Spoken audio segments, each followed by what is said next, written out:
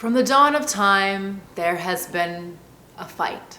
It has been a war, and it is between virgins and sluts. It starts in high school. These two sides are pitted against each other. They even might be pitted against each other in the portrayal of pop stars. I know when I was growing up, they always had the this person is a virgin and this person is a slut, and everyone would flock toward whoever they liked. Honestly, when I look at virgins and sluts, they're two sides of the same coin. They're people who are obsessed with their sexual identity and have a shame component. And often they're both didactic, and they're always lecturing other people on or just, not always lecturing. Sometimes they're lecturing and other times they're justifying, rationalizing. But the point is neither of them are comfortable with their sexual identity, and both of them have a perceived judgment and shame chorus that's always watching them. And in fact, they're judging themselves. So let's look at them. And they both judge each other too, but that's all a manifestation of them judging themselves. There's just so much judging going on. So why do we have this ridiculous fight? Well, it really comes down to women are very ashamed to be overtly sexual, but women also in modern times are ashamed to not be overtly sexual, because then it's kind of a damned if you do, damned if you don't double bind. You're not allowed to be too much of anything with women. Like, a woman is supposed to be having a burger and eating tons of bad food, but then be absolutely perfect in her body. And then she's also supposed to be somebody that's sexual, but only behind closed doors, but not in that way, because that's too much. And don't take too long, there's all these buts, right? So a double bind is when we're damned if we do, damned if we don't. It's like when people say, just be yourself, but there are actually expectations on how you're supposed to conform and comply and be in order to fit into society, right? So here's the thing. Sluts are always talking about their sexual conquests. They're often, they often say, they're kind of reclaiming, I guess, that they're sluts, and they're saying, hey, I'm a slut, I feel good about it, right? They're always kind of making that a part of their identity. But there's this other level that you're feeling with them, and of course this is generalizing, but there's this other level you're feeling of just absolute, they're trying to justify, rationalize, and not be. They're perceiving that you're shaming or judging them when you may not be, but it's because they're judging and shaming themselves, right?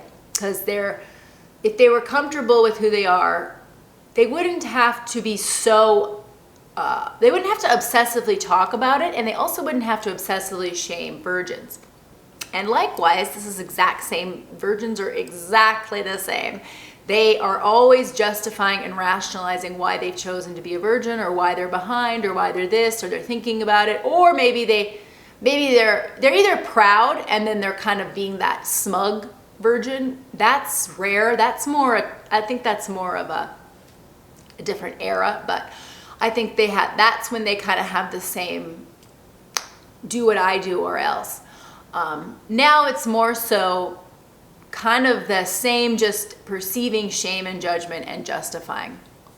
But either way, they have underlying judgment of themselves and shame of themselves.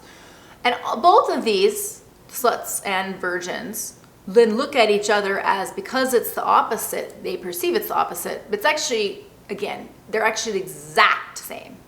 Exactly the same shame. And then they're both pointing at each other as somebody that's really threatening, kind of, because they wouldn't find that person to be a foil or to be an opposite or to be threatening or to be annoying or to be grating if they were comfortable with themselves, right? So that's why virgins are, they have so much kind of bitterness and resentment toward a woman who is overtly sexual, who is saying, hey, I'm a slut, I'm having a lot of sex, and a virgin is triggered by that. They find them brash and too much, right? It's because they hate that they don't have that within themselves, and they're taking it out on this foil that is showing them what they could be, because they usually actually perceive sluts as having something they don't, and sometimes like virgins will buy into the bravado of the slut narrative that's like, wow, this person's really open and cool and all of that. And so then here's the thing, is then sluts,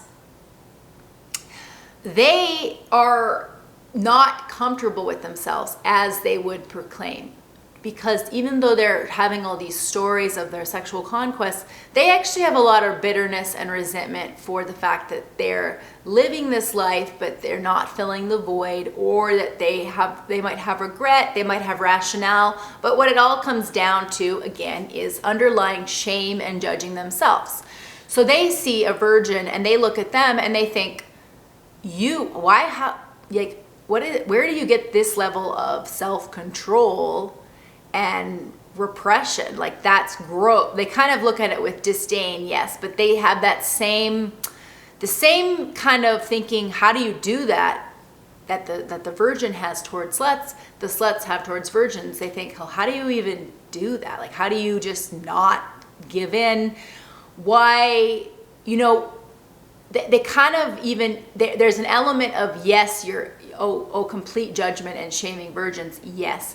But it's because, again, they're judging and shaming themselves, and they're also having this level of, I want a little bit of what you have, because, again, I don't understand why I'm not happy with this, and I don't understand how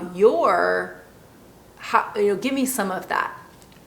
They both view the other with a mix of contempt and this like sliver of, how do you do that? Kind of, I wouldn't go so far as to say admiration, because they would never consciously say that, but there's an unconscious recognition of, I have this shame about who I am, and this person is doing an opposite thing, and I kind of wish I could do that, but I can't. And so while both of them are pointing fingers at each other and reducing all women in the world to this either or dichotomy, this Madonna whore complex, what it's doing for all of us is it's a constant messaging that you're either one or the other, and pick your side. And most girls really like to play into the slut bravado, because it's really what's encouraged. And so I would say that there's this kind of element of, even though you know that that's kind of the cool bravado to have, if you're not comfortable with yourself, you're going to have that shame and blame toward yourself, toward your foil, and this kind of assumption that foil might secretly be right. When really, of course, neither of these are really ideal ways to be, because both slut and virgins are extremes, and so they result in an excessive amount of energy. Whether you're being kind of compulsive about sex and you're kind of trying to fill the void, or you're trying to convince other people that you're worthy, or you're trying to get validation. You might do it for many reasons. I mean, when you're young, it's just a natural part of growing up. And then the other, like, virgins also expend actually a lot of energy. They'll either be judging how other people aren't going to wait for them. They'll be judging themselves on why they can't just go with it. They'll be judging the sluts. They'll be judging, there's so much energy spent on both of these archetypes, and they're both, they never see each other as the exact same person. They always see the other as really sneering contempt. I mean, that's what I find. And so I just think, why are they at war? What is up with this war, and why does it continue? The real answer to that is it's a sexual competition war. It's kind of rivals in competing for who gets the best quality partners. Because if I'm maximizing my potential by having lots, is that better? Or if I'm saving myself and my reserves, am I more valuable? So I'll get a more valuable partner. And that none of this is, no one's going to say any of this out loud, but I think that's what it comes down to, is there must be an evolutionary biological element to this, because why is it so intense? And it is intense. And there's almost like a mirror. Both of them are always holding a mirror up to the other, and there's like a constant kind of battle and dichotomy.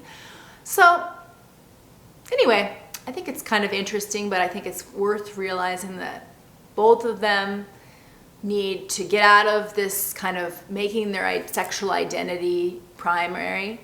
And both of them need to get out of this idea that everybody is judging or shaming them. And both of them need to ultimately stop shaming and judging themselves and each other. Because they're judging each other because they're hating themselves so much that they hate seeing a foil. Or they're assuming that opposite person is judging them. I mean, there's just so much assuming, presuming, and prejudging, and shaming, and it's really corrosive. It's really corrosive to other women, because we don't want to be defined by this either-or dichotomy. We don't want to pick a side and fight. And also, it's really corrosive to the fact that they both can heal each other by they're not opposites. They're both caught under this paradigm and this pressure. And if they realize that, we could actually all embrace who we are sexually, not have disdain and contempt for people that don't share our exact view, and have a more open-minded and open-hearted kind of society of women.